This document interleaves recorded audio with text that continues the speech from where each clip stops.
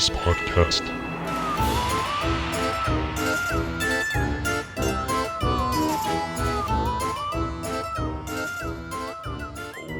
Welcome, all you beautiful entities out there, to the Humidus podcast. With me, your loyal host, Hammer, ready to serve. And with me, the putrid regurgitation of the Plague Father, it is... コントの中から参りました。Steph here, and it's been a while. It's been a while. Hello there, Steph. What you been up to? Wow. I've been up to a lot of things. I recently took the GMAT for grad school, and I'm really glad I'm out of the. I got that out of the way. I guess until I see the result, and I have to do a retake, but we don't think about that yet. Yeah, but how did it feel? Was it like? Did you feel okay about it? I mean, the thing about GMAT, at least for me, is that there's always like, especially in those kind of comprehension questions and all that, it's some of the answers are kind of like degrees of right. So you know, it's like yeah, this is, I know that this one is right, but this one is also kind of right. So which one does this test think is the most right? So, yeah, I know that dilemma. That is so typical. Yeah. So if I if luck was with me and I rolled a nat 20 on all of those, then yeah, I could get a decent score. I could also completely bomb. It's kind of hard to tell, really. So let's hope fingers for nat crossed. 20. Yeah, I hope for that. How about you? What have you been up to? Well, me, I've been working, you know, working myself down to the bone. No, just grinding along, you know. Today I did a very large comprehensive dental treatment on my mother-in-law. So, oh shit! Yeah, man, the responsibility, sweating bullets. Yeah, that's fucking responsibility. So yeah, that's like when I was doing it, I thought just like, why the hell did I agree to do this? This is fucking stupid. If this doesn't turn out good, then I'm going to have to live with that for the rest of my life. So, oh boy, yeah, but I assume it went fine. Oh well, like the progress of it is fine, but it's not done. Oh, okay. We need to see how it turns out. Yeah, but come on, you're a skillful guy. I'm pretty sure that you've got this in the box. Yeah, but it's like, when I'm treating like anybody, then I feel confident. But since when it's so close to home, then you always get nervous. You always get that.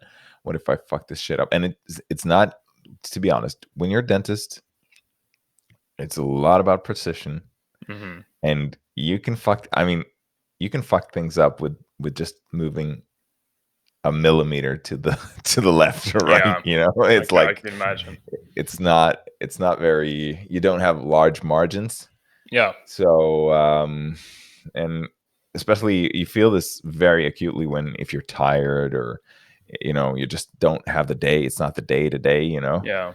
Everybody has better or worse days, and when it's the worst of those, then if you're having a bad day, then you really have to keep it together. You really have to kind of push yourself to perform at your max in those, you know, cases. But as you get you know, better and better at your job, you can kind of automate even the hard things. You know, you get so much experience, you can kind of do those on autopilot as well. But then you get those rare cases where you're like nervous in addition to the complicated treatment you have to do. Oh man. And yeah, let's just say it was stressful. I can imagine. I mean, for your case, like if I don't have the day at work, usually what happens is I might accidentally be a little bit offensive to a customer. But in your case, if you don't have the day, you risk making that customer offensive looking for the rest of their lives. yeah, that's true. That's a very good way to kind of sum it up. Yeah. So you kind of, that's like both a positive and a negative, because it's negative that you can't have a bad day, and you can't be like you can be, but you try as hard as you can not to be, not on 100%. Right. But then you feel very fulfilled when you go to work, and the workday is never boring. Yeah. You're always like, it just zooms by, and it's like, whoa, okay, we're going home already. Mm. That's like every day almost. So it's a mixed bag. But then you're really, really tired from Yeah, work. I can Also, you're imagine. like totally beat. So yeah, it's a very special form of work. It is. Yeah, I can imagine. And then, you know, for that kind of work as well, since it's kind of like I imagine it's it's very requiring of skill. So at the same time, that also means that you're constantly pushing yourself and you're constantly kind of forcing yourself to level up in a way. Yeah, there's that aspect of it. It's like a very mosaic, a very complicated mosaic of skills. So Yeah. there's that aspect which you mentioned, the kind of dental technical skill of it. Hmm. You always try, and you're never satisfied with yourself, almost never. I see. So you always like, oh my god, that filling should have been better in this way. Could have been better in that way. Why am I this bad? I can never kind of succeed. I can never do something right. Yeah. And nobody basically care, because the patients never care. They only care about it being, if it's in the front, then usually they care, but a posterior filling in the back and then molar or something, Hmm. then you only care about function, right? You don't care about anatomy or anything like that. So Yeah. function comes first, and function, that's kind of an all right aspect. That's not too hard to get. After a couple of years, you can pretty much deal with it, even if it's a very hard situation. And then you have that the technical aspect of the dental work, but then you also have the patient, Mm. which some patients are really, really good at just opening up. Their tongue is completely still, and they just let you do your work. You have a nice workspace. But then there are people who have really, really small mouths. Just that can be like an almost impossible problem to solve. And Cramped spaces with hyper sharp equipment. Mm. yeah, and people can make erratic movements. For instance, some people, Yeah, yeah. maybe you don't have a small mouth, but then some people are so afraid they kind of anticipate any pain and any sensation from the area, and they lie like in a very, very tense state.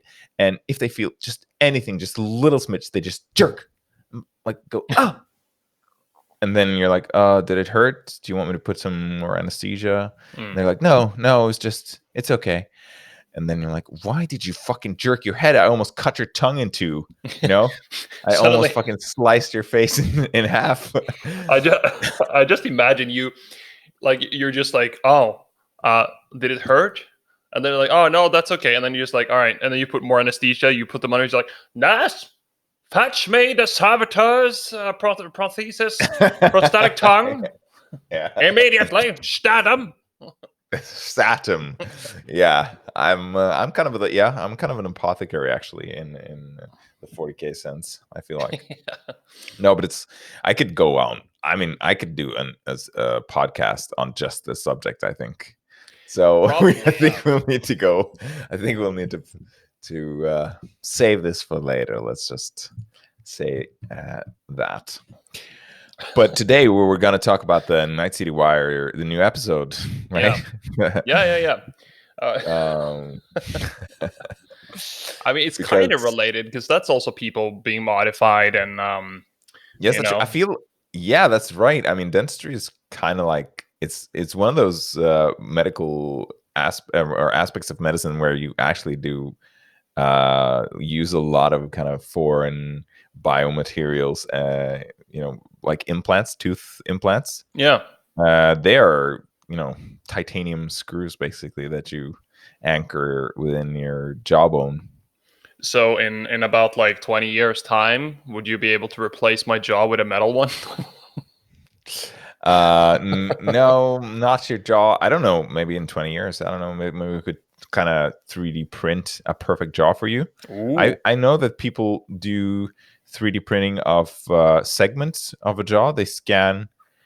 Let's say that you've broken the right side. They scan the left side and try to kind of mirror it over to the right side to get a better anatomy than just a steel plate with some titanium screws.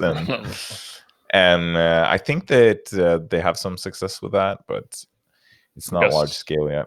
Yeah, I guess that's very experimental still. Mm, But it's yeah, cool though. So it over is to cool. real cybernetics, or not? Well, no, real fictional functional cybernetics, cyberpunk, live and wired. Let's go.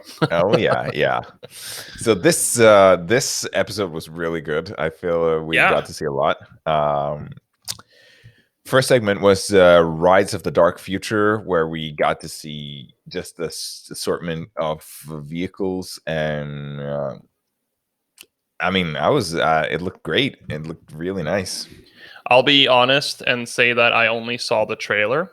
I didn't actually look at the rest of the episode. So hopefully you can fill me in a little bit on that later. But the vehicle part, I guess, was the main focus, right?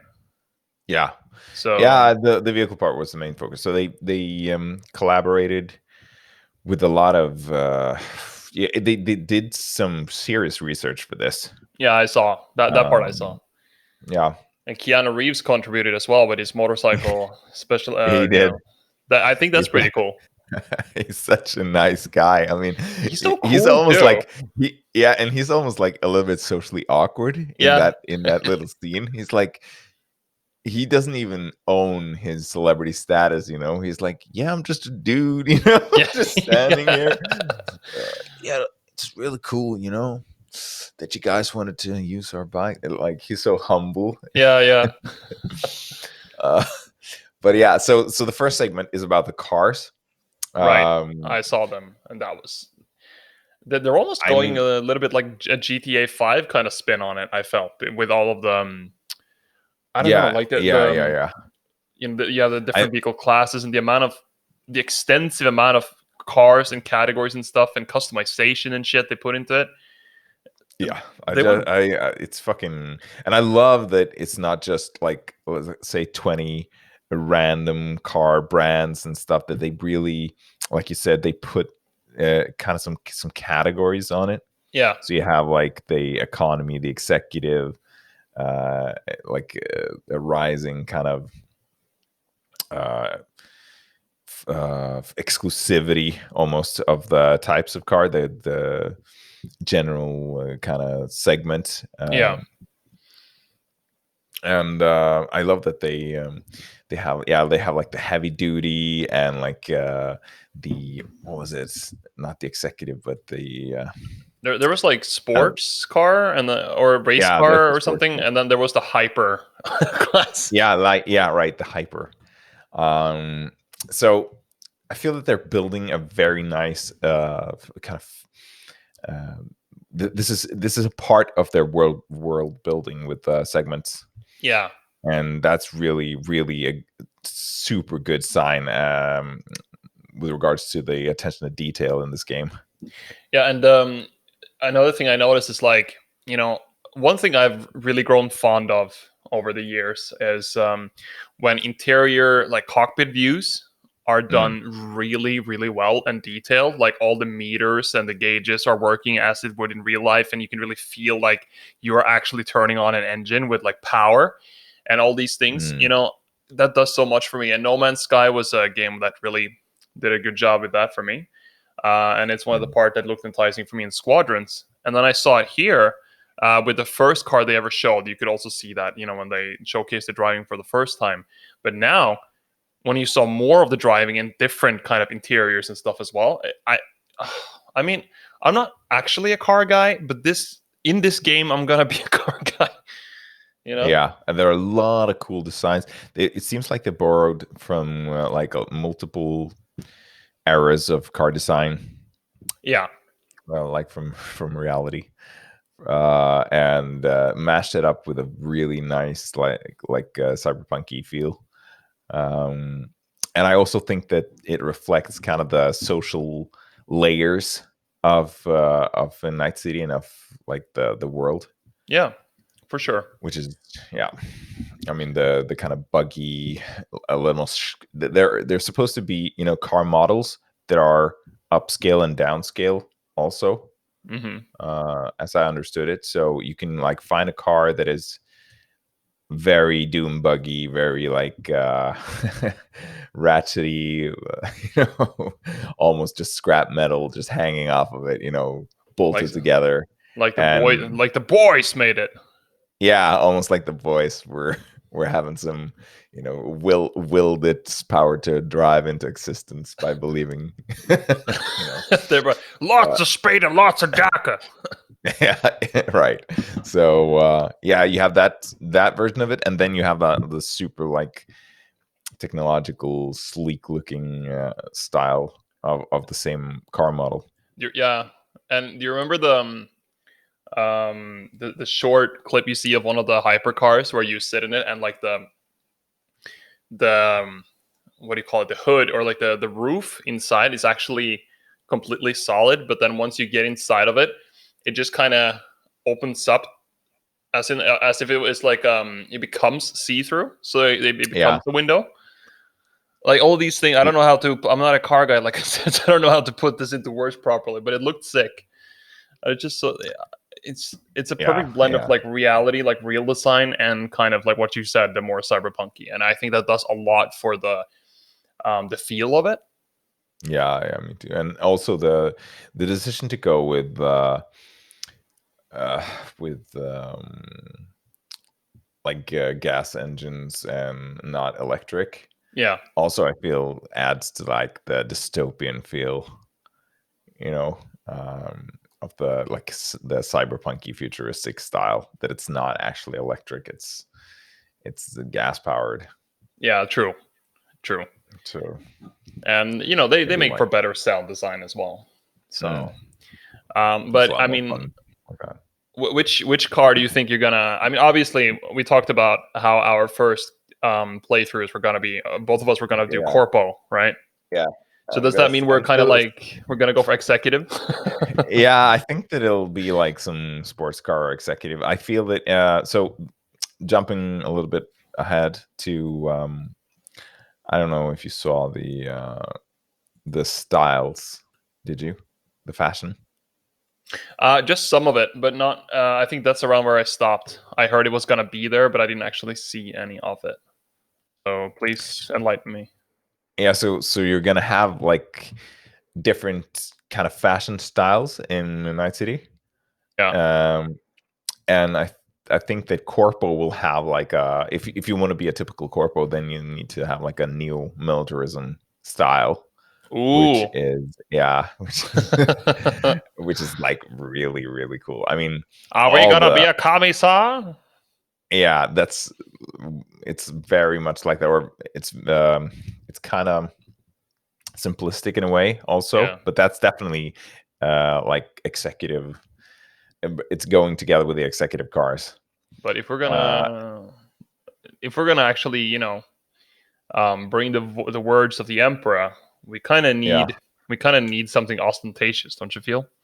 yeah. Also feel, but if you want to like pray to Slanesh or something, then you Just go go with naked. yeah. But no, there is a very Slaneshi style here, which is like for the celebrities. So you have like the corpo people, Yeah. that are rich and very kind of intelligent, driven by progress and power.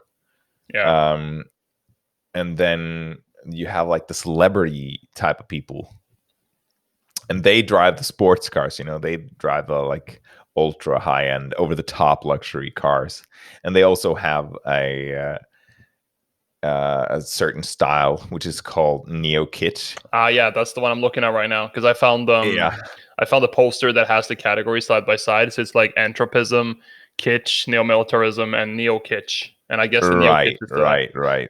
Gee, look So at that thing. kitsch is like street style basically. Entropism is more of just take whatever you just need to survive, Yeah, whatever style. yeah. It's like find whatever you you need to survive. And neo-militarism, it's very kind of dark and sleek and simplistic. Effect is what's important here, not the expression. Yeah, because And then yeah. now at first when you said neo-militarism, I immediately thought like, all right, this is gonna be like the hyper stylized military uniform-ish kind of thing. But then it Yeah. turned out to be just substance over style is the essential thing here. Yeah. Which is Yeah, fine. right. Which is fine. I just imagine like, am I gonna have like a huge like World War One modernized kind of trench coat thing and like be You're basically, you want to be an SS general in like a board meeting in like a mega skyscraper. You're sitting there with people in, the finest suits, all the billionaires, and then you're like coming in this commissar suit, yeah. Okay. That's what I thought at first. That's why I said the commissar earlier, because like that's what I thought. I was like, damn, can I look like a commissar? But you probably can mix and match a lot. I think that Probably. you can. But the thing with neo kitschs, they are so Slaneshi. They're like, a lot of pink, a lot of over the top spikes and feathers, and there's got to be some, dark princey stuff going on here. Yeah. So for those of you who are not familiar with 40k, essentially Slanesh is the god of essentially 40k's hell, which is the god of excess, and in terms of like sexuality and like overindulging in everything. And so usually the demons are kind of they're really orgy oriented. Yeah. So, they are. There are a lot of proboscis. a lot, yeah. Weaponized Not the demon. proboscis. Ball. Mm. Oh Jesus! Weaponized proboscis. Oh, can we? Yeah, That's a but the worrying thing is, thought. I thought that neo kitsch actually was more to my liking Oh, yeah? when I saw the style. Yeah, so I think that I'm actually gonna go with that, and where I don't know what kind of segment of society the neo kitsch guys are gonna be from, but I think they'll be like celebrities, basically, and ultra rich people. Yeah. So I think that I'm gonna mix and match, if I can, neo-militarism and neo-kitsch, and be like a very successful, corrupt, fucking super corporate something. I mean, if I'm to be honest, when I'm looking at some examples here of neo kitsch from Cyberpunk, it ranges from essentially what is like a drugged up rock star slut to what is essentially an anime character with like something you would see in, let's say, Bleach or similar kind of looks with those coats and the fashion going on here, which is cool. Yeah, I mean, some designs are like not as cool as others, of course, but I think that that'll fit me at least a little bit. Yeah. I wonder. I kind of want to make like cybernetic freak, like a monster. For one of the playthroughs, like maybe the street kid playthrough. I just want to make like a, have most of my body just be dedicated to the machine spirit and the Omnissiah. What is that? The flesh is weak or something? Yeah, what is that saying? Is that the Iron Hands? Is it the Iron Hands? Yeah. It's the It's like I think for. Have you seen Alita Battle Angel? Yeah. So imagine something like one of the bad guys there, the one that has those like long, sharp tendril weapons. That guy who's essentially only the upper half of his head is human, and the rest is just like giant murder machine. Yeah, you're just there's like nothing resembling a human or a sapient being anymore. It's just like you're just a machine with a circular head like thing stuck on top. Yeah, like a small human reminiscent effigy. Yeah, right. Yeah, it could basically just be a picture of a human on your torso or something. Yeah, I just wonder how far you can take it. Yeah, we'll have to see, but it's exciting that we'll just have to wait and see. Yeah, November 19th. It's yeah. not far off, boys and girls and others. It's gonna come out like just over a week after I get my Xbox, Mm, and man, I'm gonna be so ready. The thing is, mm, though, something that N made me aware of, which is something yeah. that I'm not sure if a lot of people is aware of, like a point that he brought to me as well, which is the Cyberpunk. For you, this is not going to be an issue because you're going to do it on PC, obviously. But for console owners, since this game will come out for both current gen and next gen at the same time, it's not going to be actually next gen optimized when it comes to looks immediately Yeah. on release. So you're gonna get like a higher Didn't we frame rate, more stable. Or maybe we did say this. I think we mentioned that on every title on Xbox is gonna be primarily optimized for like, or it's gonna be built for previous gen. Right, And at then least most of them, yeah. But for yeah, this one as well, the graphics, like if they're not, for those of you who didn't listen to the previous one, like that where we talked about this, so if you play this game and you're all excited, but then you feel like the looks aren't like all up to what you expected it to be for next gen, the upgrade will come later. yeah, yeah, they're gonna push it for all next gen. And but when is that gonna be? Is did they mention that? I I mean, think it was something along the lines of like 6 months later or something. yeah, I mean, at that point, isn't it just good to have another excuse to play through it again? I mean, for me, that's probably what it's going to be like. sure. Then you're just gonna do your like Street Kid playthrough or whatever. my murder machine, Your and your servitor tank. uh, What was that? The first heretic? Did you read that book? I did. Do you remember the servitor, like the Legion's own kind of servitor killer machine, the one who were supposed to protect Cyrene or whatever her name was? I remember it like barely. I can remember him clearly. No, yeah, you basically be him, the mindless machine who's like slowly his demented mind has slowly begun to kind of feel a little bit of pride for the legion that he serves over like hundreds of years. His small servitor head is now a little bit proud of being able to defend the word bearers. Man, for those of you out there looking for something to read, to really just engross yourself in during like lockdown and stuff, getting into the Horus Heresy series, it's a great beast. It's a lot of cool shit. Mm, So that's a that's warm recommended. Yeah, recommendation from us. that is recommended. Okay, so moving on, let's just kind of wrap it up with the Night City Wire. Yeah, It was very good, very positive. I think that what they did with the sound design and with the visuals, just they just seem to nail everything. yeah, yeah. I mean, I I know we're jerking it off, but it just seems so good. yeah. I mean, I think at this point, like I've said before, it's gonna from what we've seen, you know, I think it's gonna take a lot to for it to be bad. You know, to be Yeah. anything below at least an 8.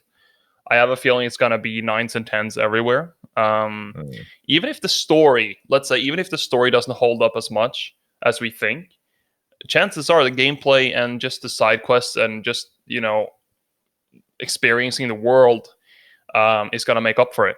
You know, yeah. so it's just I don't know. I think CD Projekt Red knows what they're doing, and it's clear they put a lot of effort into the Witcher series, and they clearly are putting a lot of effort into this one in all the Mm. right places. So I think it's safe to assume that we're gonna enjoy this one. I feel so as well. I mean, I'm gonna be so so sad if that doesn't come true, Yeah. but but I don't see that as a possibility at all, actually. So Yeah, me it's at neither. least, like you said, it's at least going to deliver like a decent experience.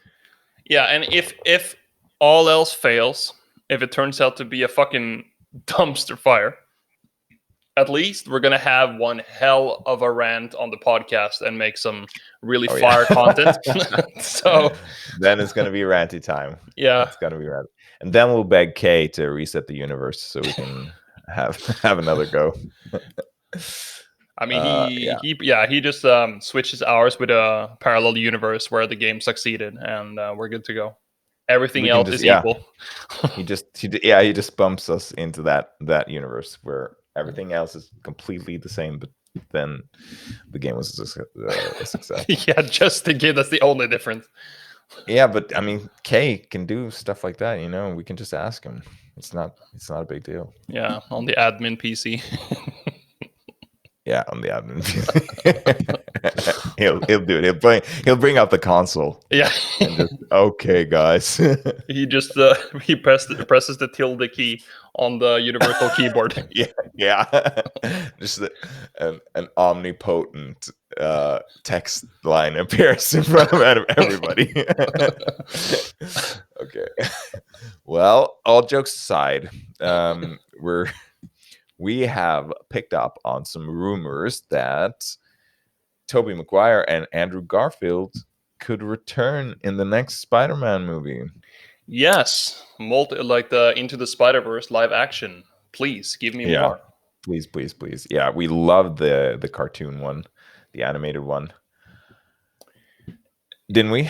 Yeah, absolutely. I thought that was a good movie. It was a great movie. I've seen it several times since. We saw it in the cinema as well, and it holds up so well. The soundtrack is great. Everything about it. The animation style.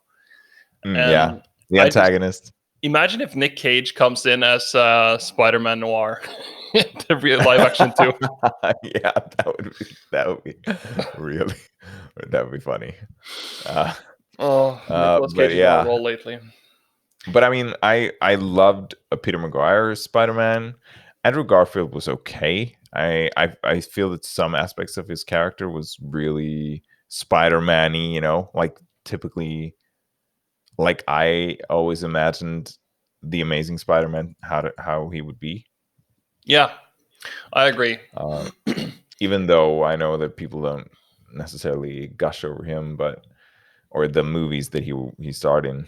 I think that's rather the problem, at least for me as well, because Andrew Garfield himself was, I think, a really good embodiment of Spider-Man. He really looks the part, and he has that kind of like awkward swag going on. Yeah, I totally get what you're saying. That's what I meant. And Tobey Maguire, he was the first, and I think he did a good job. Like, let's look away from the third movie where they.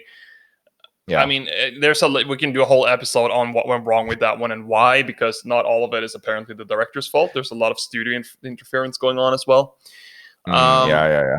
But then same with the Andrew Garfield one. Apparently, the movie's director had a music video background, and as soon as you know that and you see the movie again, you kind of notice like, oh yeah, this whole movie kind of seems like a montage that would fit well to music, and it's kind of weird. But as far as the character portrayals go, I like them both in their own way, and I think it's a perfect way to clean up that universe by just let's canonize the multiverse or like the Spider-Verse and just like bring them all in like that as mentor characters. Put them all in. I think so. I think that's actually a genius move, because there has been like some fan discontent with constant reboots and not kind of finding a stable Spider-Man. And Batman wants to join the chat too. Yeah, right.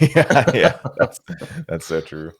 But yeah, like you said, I love them. I love both Toby and Andrew, and I think that Toby was the one that I grew up with as well. Yeah. For the live action movies, and I really love the first two movies. Like I love the goofy, the Sam Raimi. I love the kind of the goofy feel of them. Yeah. Bruce Campbell's cameos. Yeah, and I fucking loved the Green Goblin also in the first Oh one. yeah, So fucking, I absolutely love that antagonist like in Spider-Man. Willem Dafoe is such a great actor though, and he plays Yeah, deranged he, so perfectly. yeah, he kind of overacts, but it's But it so, fits. yeah, it fits so well It that it's not it's, cringy. yeah, it's just genius. No, it's not cringy. It's just genius, you know. And for the Green Goblin, I feel that type of kind of overacting is fucking perfect, you know. Yeah, because he has a split personality because of the Hmm. drugs, and that like he can just unleash himself as the alter ego, and it's so good. Mm. Um, Yeah, yeah. can we also talk a little bit about like Doctor Octopus as well? I thought he was pretty good Oh, too, Alfred I Molina. loved him. I loved him. Aren't they I think beautiful? that's Impervious to heat and magnetism. yeah, that That's a bringing line that from, scholarly, yeah, yeah. I love how he's so scholarly, yeah, and it just wants to help. He's just a scientist, you know. He's just a nice guy. yeah. But the neural interface, Peter, the neural the interface. They're talking to me.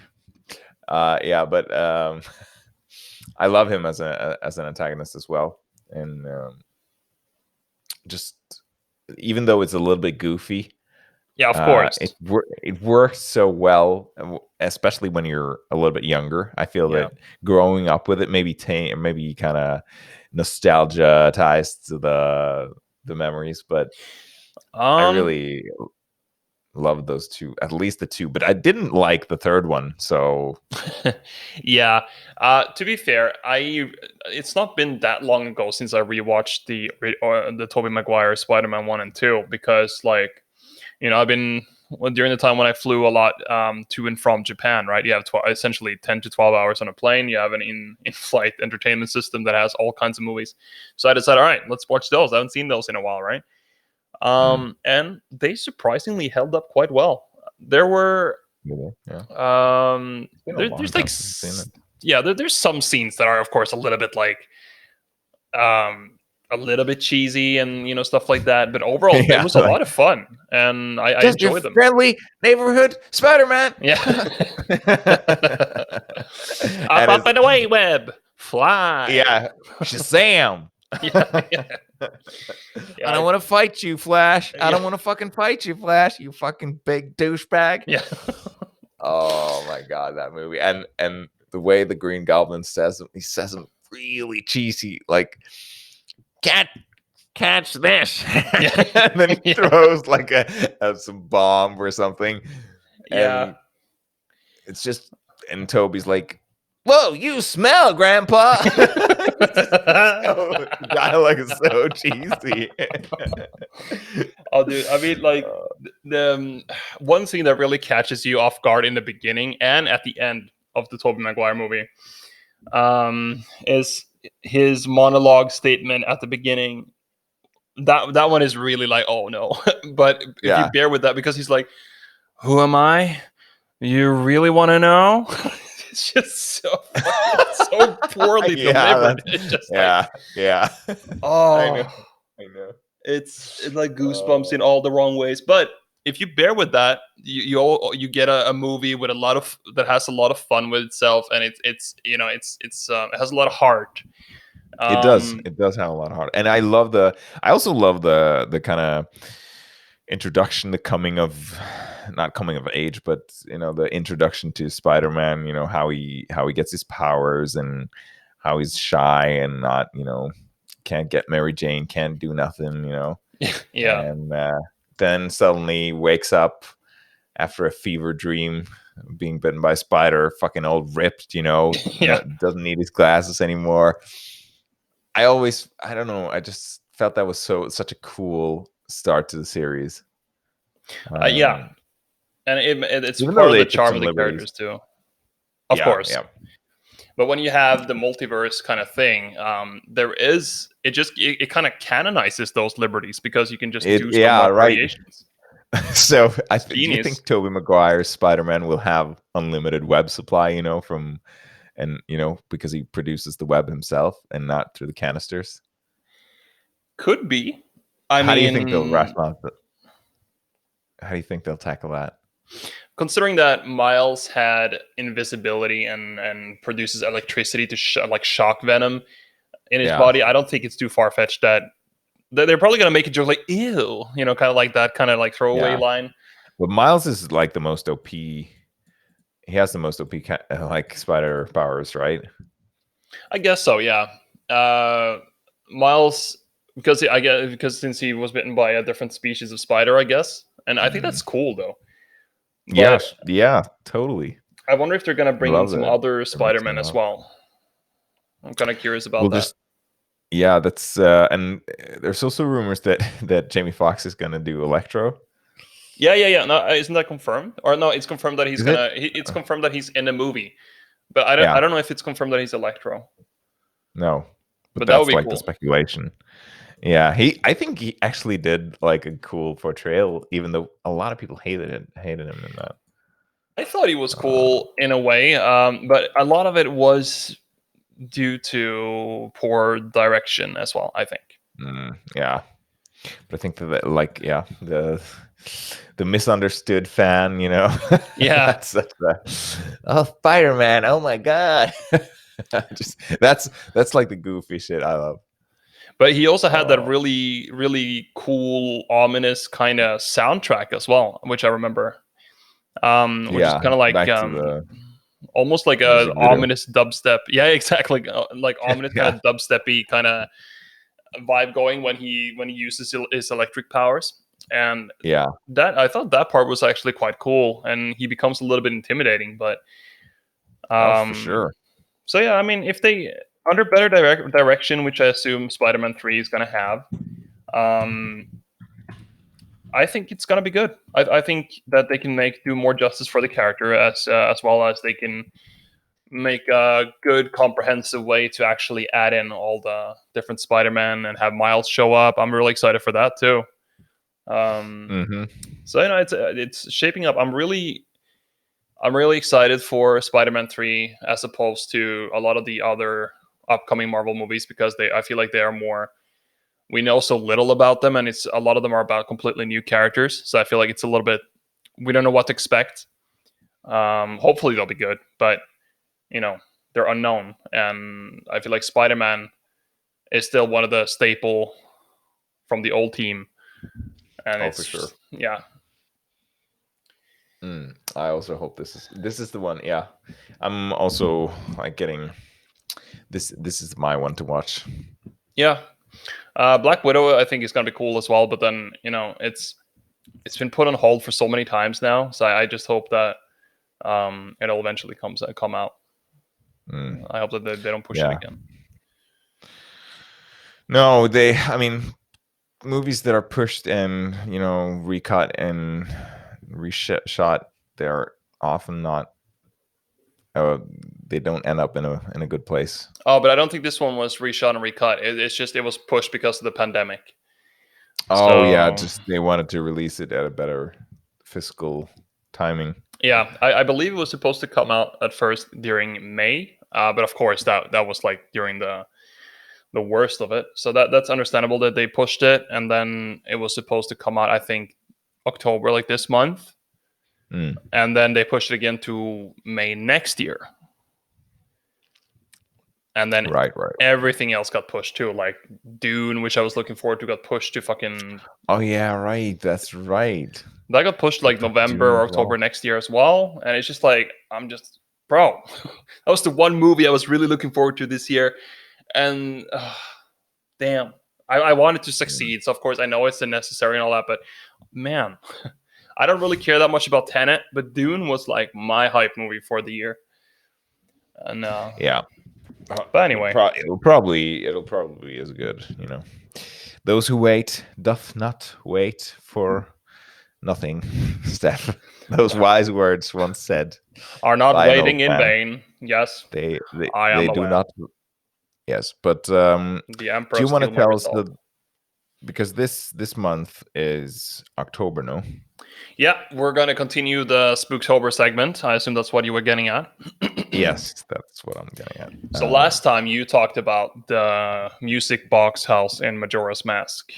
Oh yeah. which I watched video of, and I can totally see why that was disturbing to a little kid. Um, Mhm. but today I'm gonna actually talk about a game which I feel like is highly underrated to some extent. Um, it's probably not a surprise that it's a Lovecraftian game. It's Call of Cthulhu: Dark Corners of the Earth, which is a horror game from, I believe, 2006.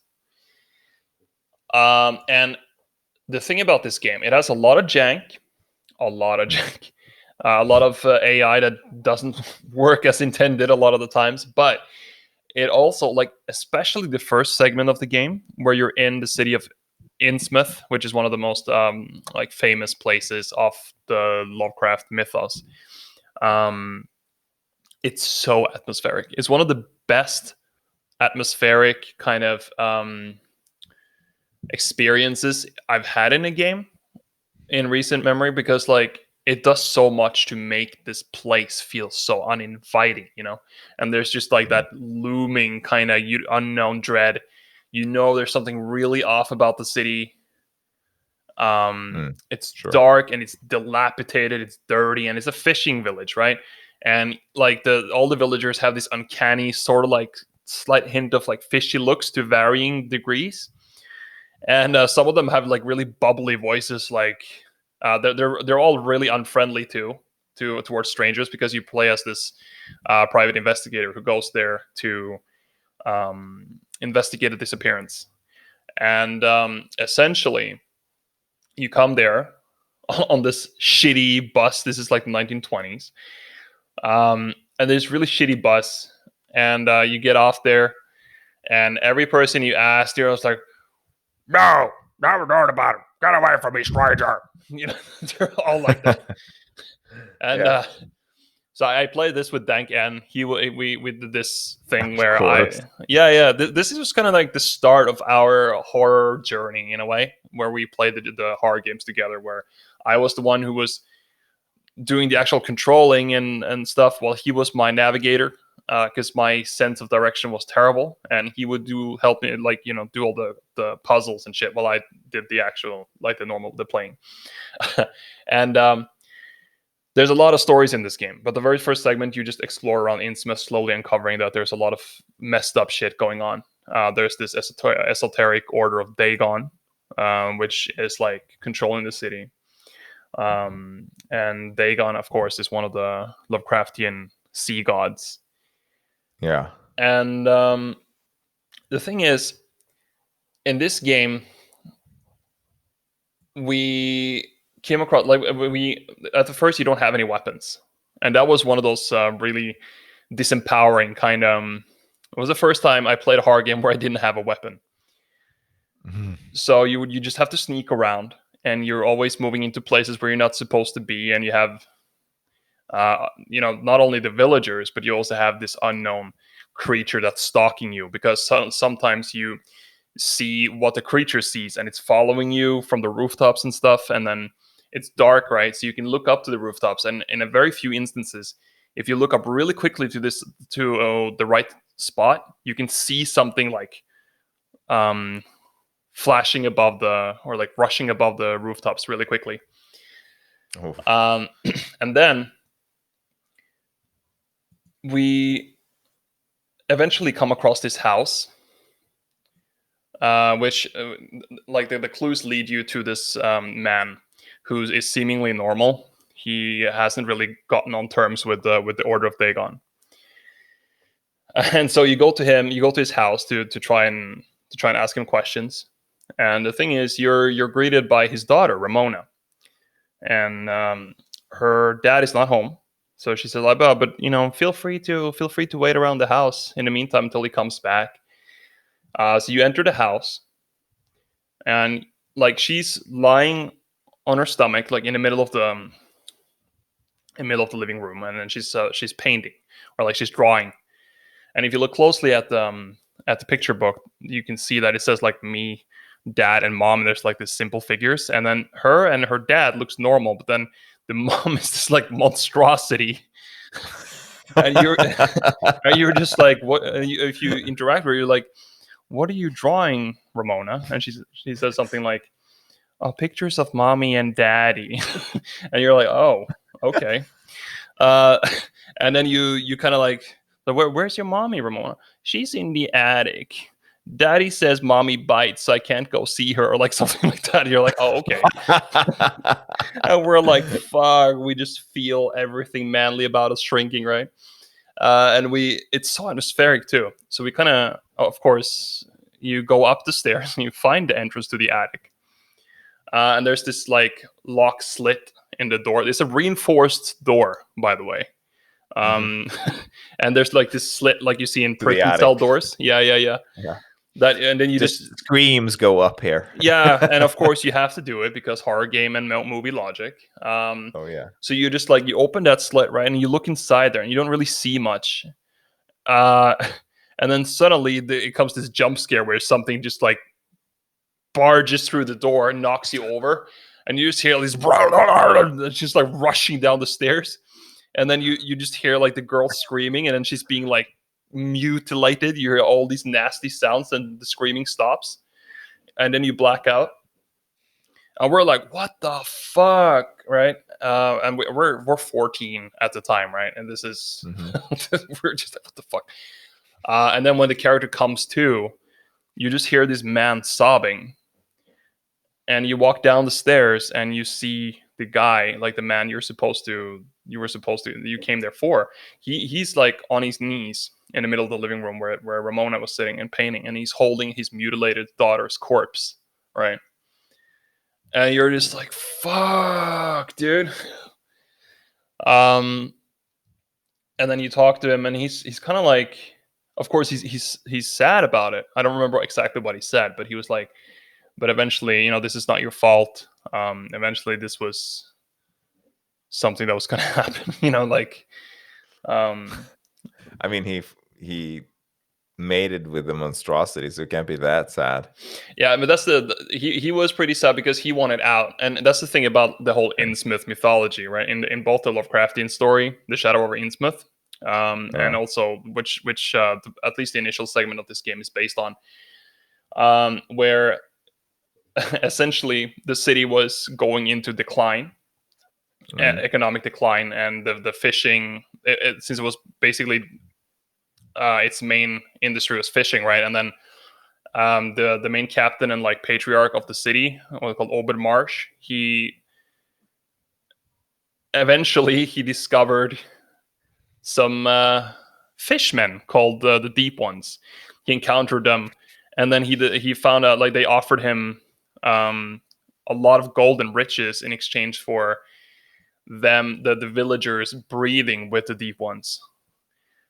And of course, he was Right. like, "Yeah, I got to do it to save my village." So, and they offered them like a shit ton of gold and all that, right? So the city became really prosperous.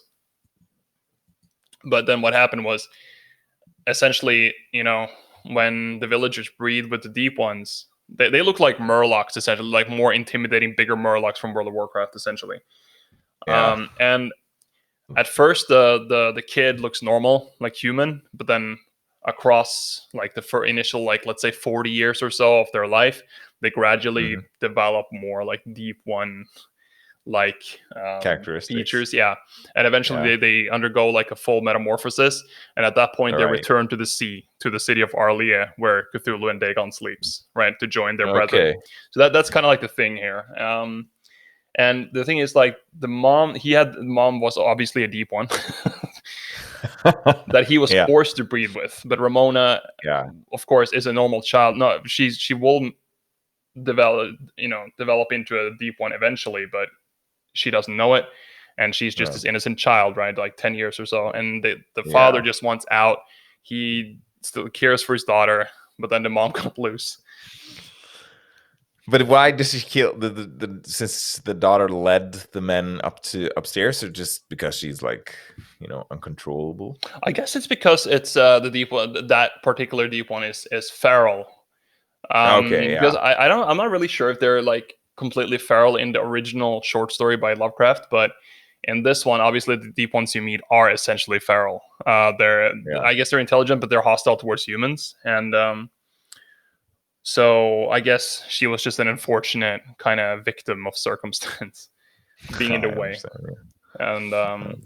And that was pretty emotionally harrowing for like a 14-year-old. Yeah, I can imagine. So this was like both a shock, kind of a shock value, or a jump scare, Yeah. but also like an emotional scar.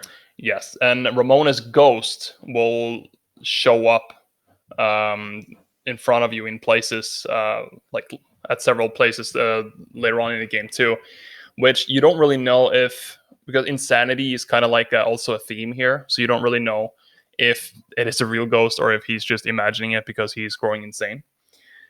Yeah, The game was really trying to do a lot of the things that Eternal Darkness did, like playing with your senses. Like, let's say if you are in a high place and you look down, you get vertigo. yeah, right. And there's a lot of these things, like these mechanics, that several games later have tried and failed to do. That you can also lose. Yeah, like Amnesia did this well too. Like you can also die from becoming insane, and it's kind of like the same with Call of Cthulhu. Not the new Call of Cthulhu, the old one. Oh, yeah, So, eventually the game kind of blows up in scale and all that, and becomes a little bit more action horror-y. But the yeah, game is still a very underappreciated gem of a game. And if you're a horror fan, and especially if you're a Lovecraft fan, if you are and you game, chances are you've already played it or heard of it. But this game is so worth playing, especially for that Innsmouth section alone. It's so atmospheric, and it made me a fan of horror games that I am today. Like it was one of the top influential games when it comes to that. So it just Steph's seal of approval, esoteric seal of approval. stamped on that one. Yeah, Yeah, that's a pretty high valued stamp, I would say. yeah. Plus you get it for like what, $3 on Steam or something. Yeah, it's you're not exactly losing money over trying it. No, no, definitely try that one out. And I mean, that sounds. I mean, I have to go hide under the blankets now. I don't want to get eaten by a deep one. They're pretty Mom, disgusting. is that you? Yeah, they're pretty disgusting. I'll tell you that. That's not a good way to go. No, but I feel that I've gotten some kind of some changes on in my body lately. Yeah. Feel that yeah, I got some kind of, I don't know what it is. My nails are growing out, and feel that my toes are kind of sticking together more, almost like there's some webby feet developing. Right. Do you have some like 3 slits on your neck as well? Yeah, I'm having trouble breathing, actually breathing oxygen. So You have to take your but jugs sometimes when I underwater. when I go, yeah, when I go in the shower, I mean, it alleviates the breathing issues very, very fast. Yeah. So So have you I don't know. begun doing all your workouts underwater? I do swim a lot. Yeah, I Yeah. do. I actually don't run anymore. I Right. do swim in the sea. Yeah, even now in winter in Norway. So Chances are you should book your ticket to Innsmouth already. And just yeah, join your brethren. and I'm going to join my brethren. I'm going to do it right now, as a matter of fact, because we are overdue, Monsieur. We are. That was it for today, boys and girls and everybody. We Thank you. love you, Thank you for and listening, remember, stay humid. and stay down.